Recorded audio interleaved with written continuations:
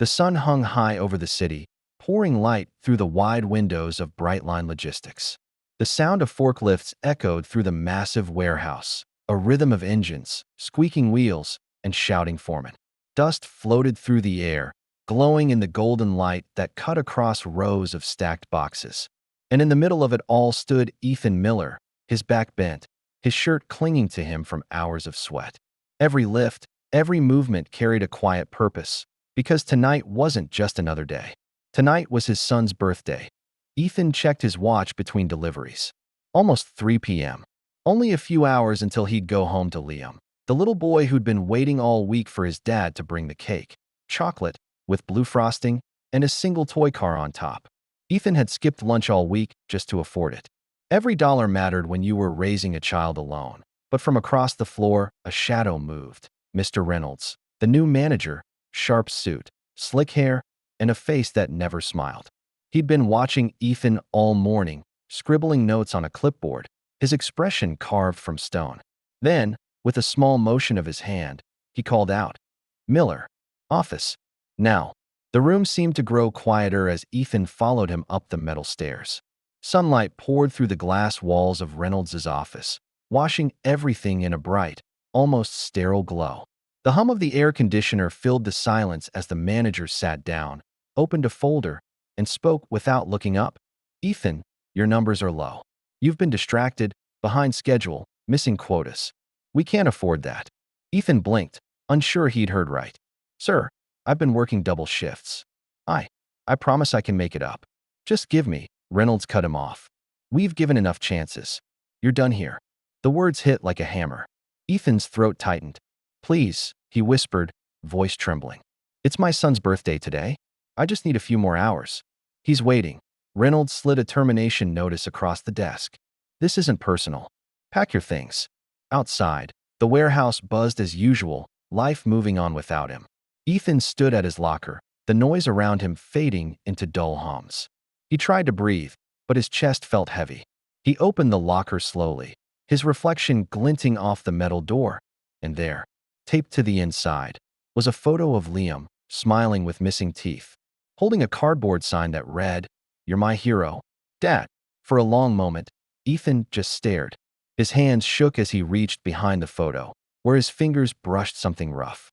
A small, yellowed envelope, tucked deep in the corner, sealed with age. His name was written across it in faded ink. He froze. No one knew about this letter, not even Liam. It had been hidden for years, a piece of his past he'd buried and promised never to open again. But now, something inside him urged him to. He turned it over, heart pounding. Just then, Reynolds appeared at the end of the hallway, his polished shoes clicking against the floor. He noticed Ethan's expression, the shock, the fear, and narrowed his eyes. "What's that?" he asked, stepping closer. Ethan quickly slipped the envelope against his chest, his voice low. "Nothing, sir. Just personal." But Reynolds didn't move away. His curiosity sharpened. "Let me see it." Ethan's silence said enough. The manager's tone hardened. "Open it." And in that charged, breathless moment, surrounded by the glaring light of the warehouse and the murmurs of workers pretending not to look, Ethan slowly peeled open the flap. But what he saw inside would change everything. The warehouse floor had gone quiet, that uneasy kind of silence that seems to hum in the air when something bigger is happening. Workers stole glances from a distance as Mr. Reynolds stood face to face with Ethan Miller, tension thick between them. Sunlight poured through the high windows, splashing across the concrete floor where the envelope now trembled in Ethan's hands. Reynolds' jaw tightened. "What's in the letter, Ethan?" His tone was sharp, suspicious, almost accusing. Ethan didn't answer. His fingers curled protectively around the yellowed paper, as if holding onto it was holding onto his last piece of dignity. But Reynolds' patience snapped. In one sudden motion, he yanked it from Ethan's grip, tearing the brittle flap open. The sound, that dry rip of paper, cut through the air like a crack of thunder. For a brief moment, no one moved. Then Reynolds unfolded the letter. His eyes scanned the faded handwriting. And as he read, the color began to drain from his face. It wasn't a resignation letter. It wasn't evidence of theft.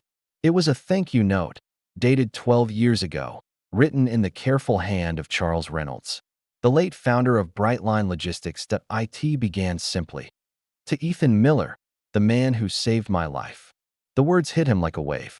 The letter told the story of an explosion at the old factory site.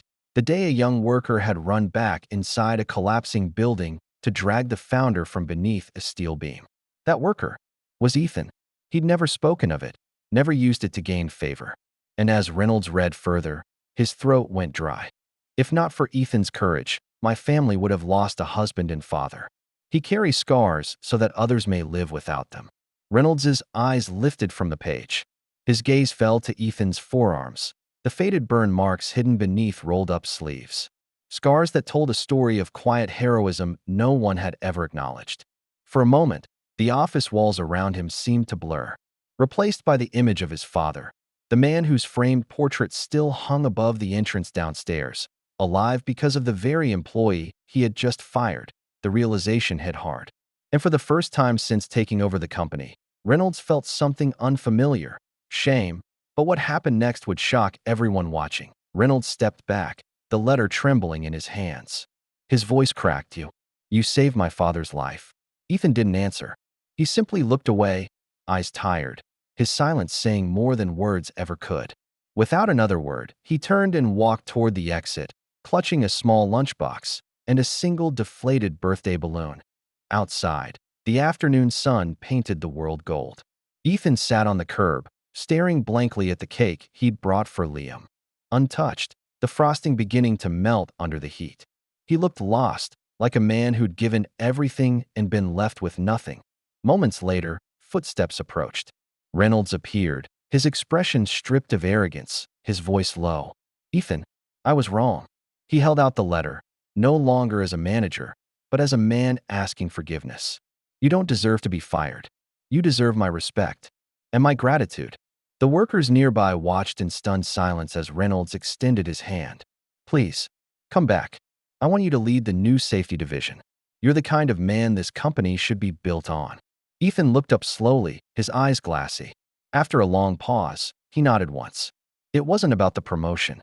It was about being seen, finally, for the heart behind the hard work. That evening, sunlight poured through the small kitchen window of Ethan's home. Liam sat at the table, giggling as his father lit a single candle. Make a wish, Dad, the boy whispered. Ethan smiled softly. No need, he said. Kindness always finds its way back. But deep inside, one thought lingered. What if that letter had never been found? And that is where everything changed.